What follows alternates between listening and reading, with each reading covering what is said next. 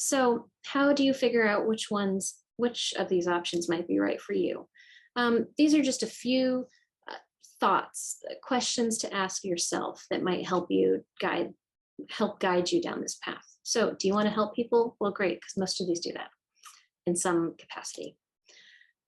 Do you want direct interaction with patients? If you do, then you are more likely, you should be a clinician, either a clinical psychologist or a medical doctor.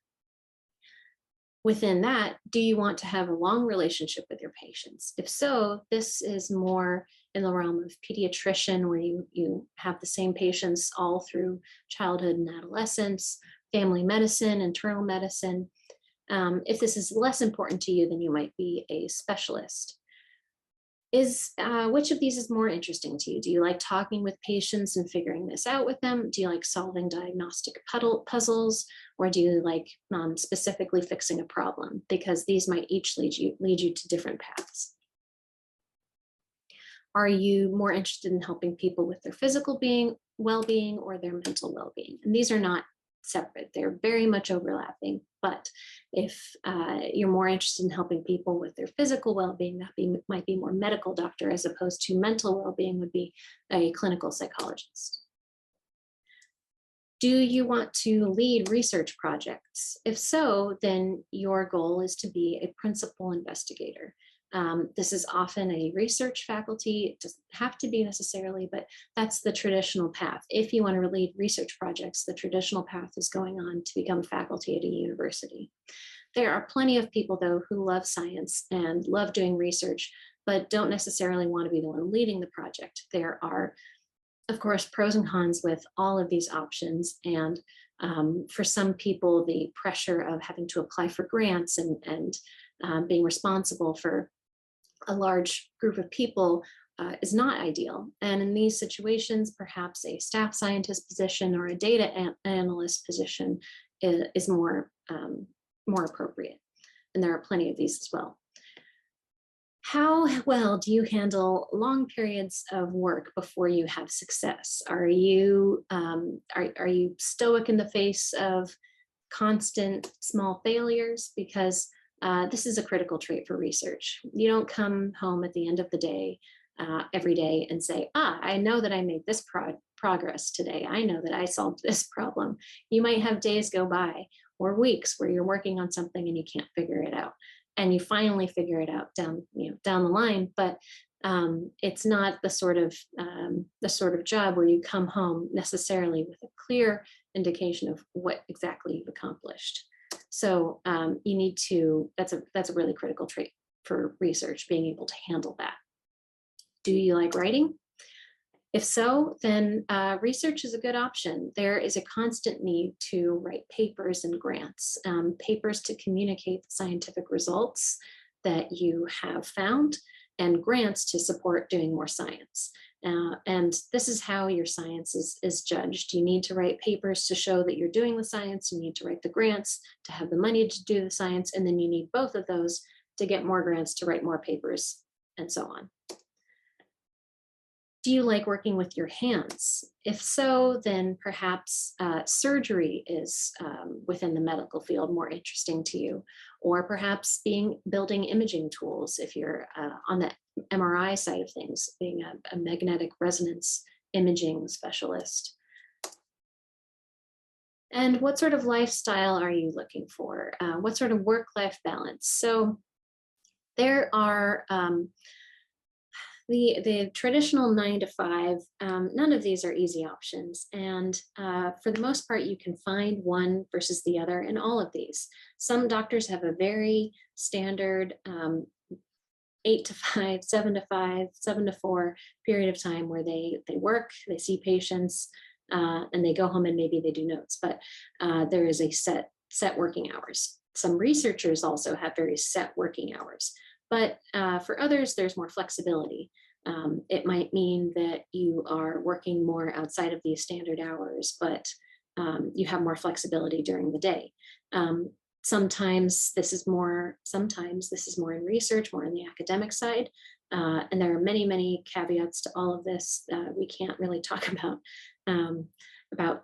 these are all generalizations. So there's plenty of examples again for and against all of these, but flexibility, academic life tends to be a bit more flexible in terms of directing your own day, directing your own course of research. Both MD and PhD can involve multiple moves.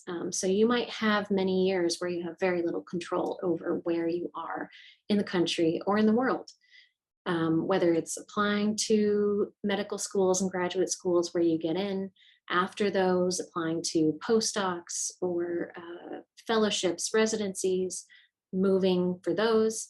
If you stay in the academic path, applying for faculty positions, having to move again.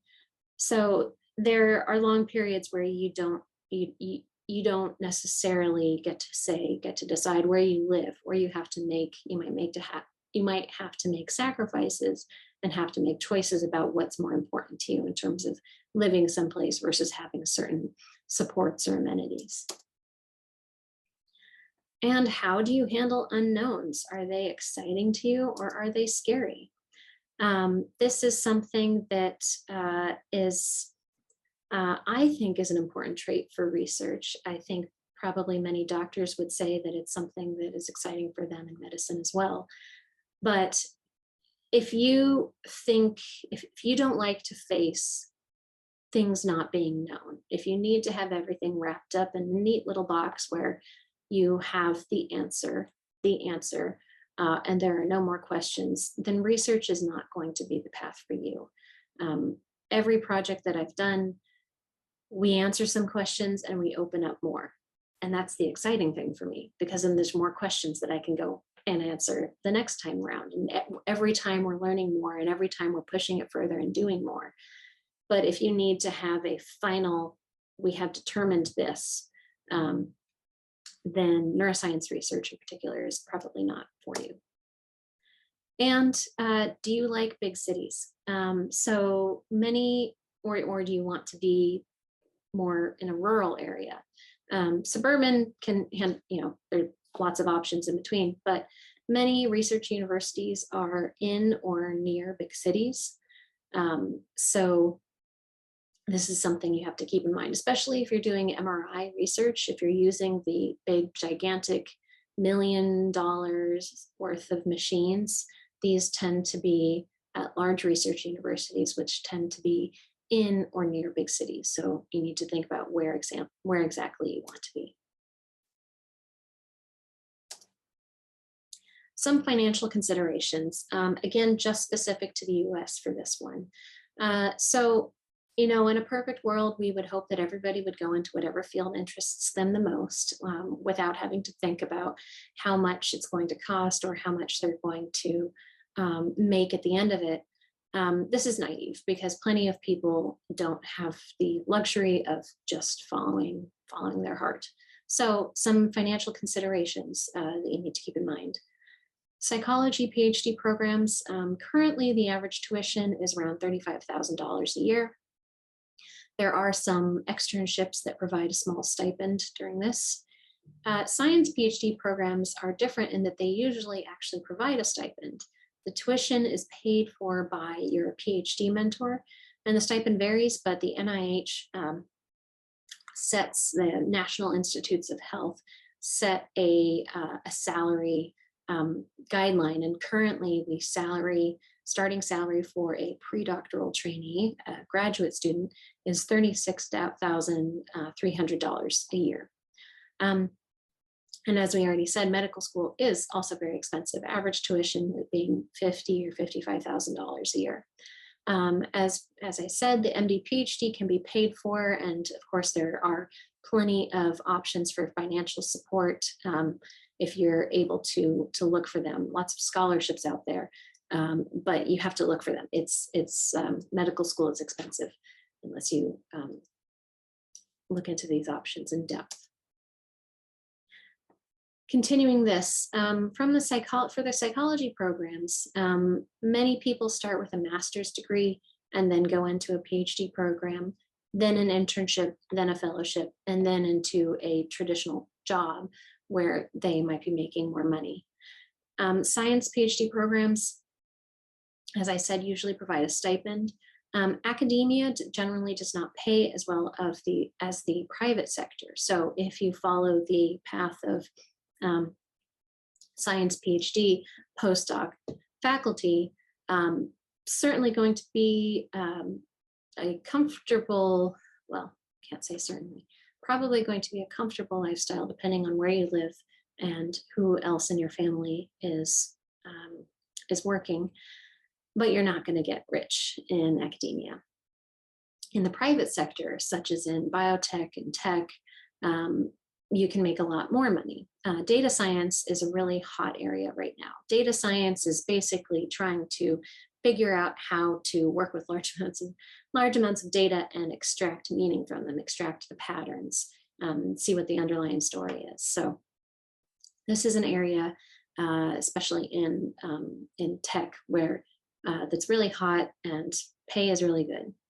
One thing to keep in mind with science PhD programs, if you go into the traditional academic route, is the issue of soft money versus hard money. Soft money is what we call soft money is grants. So it's grants that you apply for and hopefully receive to pay for your own salary. It's a lot more variable because if there's just not as much grant money to go around, you might come into periods of time where you don't have enough. So that's a soft money position. Hard money is a salary from a university or a college. Hard money positions are usually, but not always, tied to teaching load. So some people will have a certain amount of hard money as their salary if they teach a class or two at their university, and then a certain amount be soft money, which is grants, that is tied to the rest of the research that they do or research that they do over the summer. So there's a lot of variability in terms of this balance of soft and hard money, but it's something to keep in mind. As we've said several times, medical school is expensive. After you finish your program, there's an internship year, there's residency, there's fellowship. These can be very long courses. Most doctors earn a very good salary. So there's, you come out of it, you might come out of it with debt, but you might earn a good salary to pay off that debt. But there is a wide range across specialties. Family medicine is generally one of the less high paid positions, whereas positions like surgeons are generally more higher paid. There's a huge range, both in terms of specialties and in terms of physical location, geographic location around the US.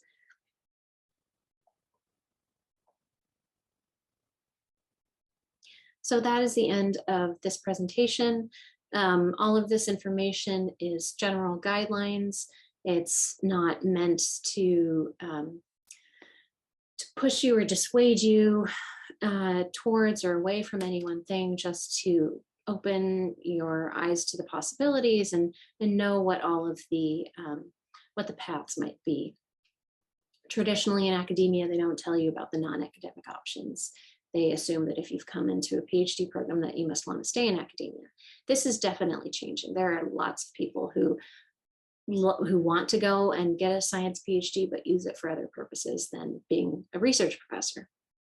So I hope that this has shown you some of the broad range of possibilities where you can use a PhD or an MD.